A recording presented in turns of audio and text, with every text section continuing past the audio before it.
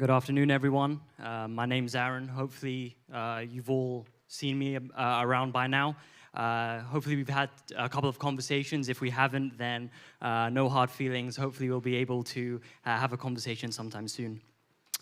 Firstly, I just want to thank Senior Pastor Lee, all of the pastoral staff, and our newly wedded evangelism team leader, Yahoon, for organizing the trip. And I also want to thank all of you of God's Vision Church, our covenant family that God has given us. Thank you so much for your prayers and all of your support that you've been showing us. I truly believe that I can say this on behalf of everyone from Horizon, that as we stepped out onto the mission field, we saw Jesus Christ ahead of us, leading the way, and God's Vision Church was behind us, pushing us, following His will. From birth, I was inducted into the legendary Pastor's Kid Club. But despite growing up amongst Christians and knowing what the gospel was, I also believed it. I knew that I was a sinner. I knew that I needed the cross. I knew that I knew Jesus. And I truly believed in the gospel. However, there was simply no depth to what I knew. I intellectually assented to all of the facts about the gospel. But unfortunately, there was no depth. And about 2 years ago, I actually asked the question, Arron, you have been a Christian for 22 years, but you still know nothing about God. How is it possible?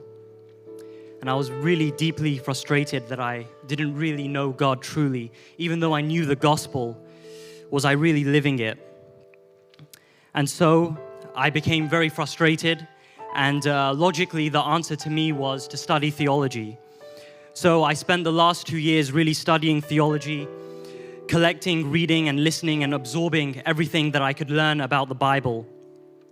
And I redefined my understanding of the Bible. And in the end, I had a theology that was very factual. It was very philosophical. It was very assertive. It was very sharp.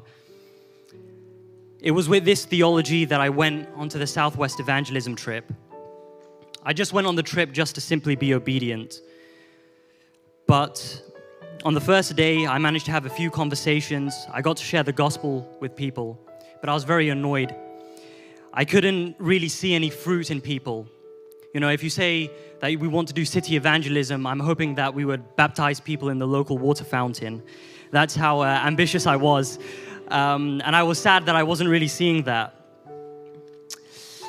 But eventually, we came to Clifton Suspension Bridge, and we began to praise, and there was 4 young people sitting on the bench.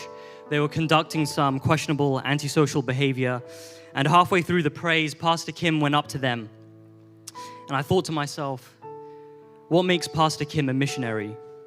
I want to see for myself.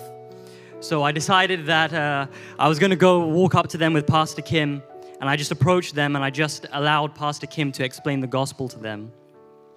Immediately, I realized where I was going wrong. I realized that he was being relational with them.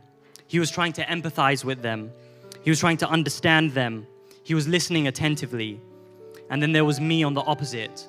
I was nothing like this. I was just trying to tell them that they were a sinner, that they were going to hell, and that they needed to repent and believe the gospel. And I was just doing this as fast as I could. I just wanted to quickly share it with them and move to the next person. I just wanted to just spread the word as quickly as I can. And I realized that I was half correct. It's important to emphasize sin, but I was doing it in the wrong way.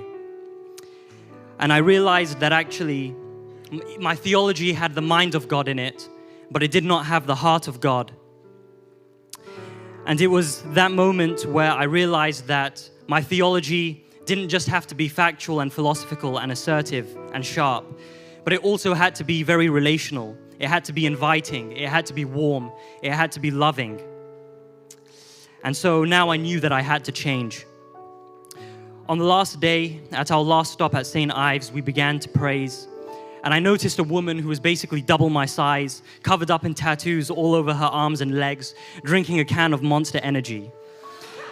In my prejudice, I slightly steered away, but I went to collect more Korean snacks, hoping to share the gospel with other people, not her. But Pastor Will came up to me and said, "Look, go to her." And I said, "Me? No. I'm a Presbyterian, I wear a suit every Sunday to church, I can't speak with her." But he told me to go anyway. And I said, if I truly want to make my theology relational, understanding, and loving, I just have to go. I have to be obedient. So I said, I'm just going to show her the heart of God. So I went to her and we had a very deep conversation. And I was so focused on explaining to her that God had created her in her image, that everything that had happened to her up until now was not a coincidence, that God, by His sovereign grace, His providence, He was aligning everything just for this woman. I knew in that moment that God truly loved her, and I just wanted her to understand the gospel. I didn't care too much anymore about trying to hammer sin into her mind. I just wanted to tell her how much God loved her. And she finally said that I believe that God is calling me. And I was absolutely baffled because I was not expecting that at all. At this point in the conversation, I was hoping to be sworn at. I was hoping to be somewhat abused and rejected very strongly. But her heart was changed, and I knew that the Lord was working in her. So I hugged her, I prayed with her, and she was willing to repent of her sins and believe in Jesus Christ. And so after that, we both walked away from the conversation very joyful.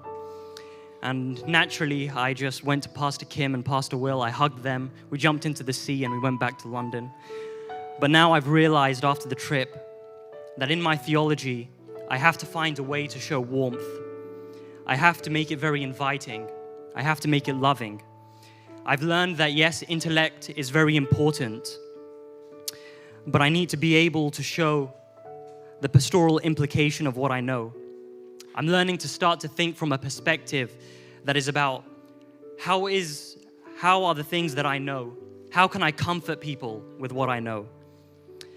And that's what I've learned during the trip. I've also learned that Pastor Will can say "in it." Thank you for listening. God bless.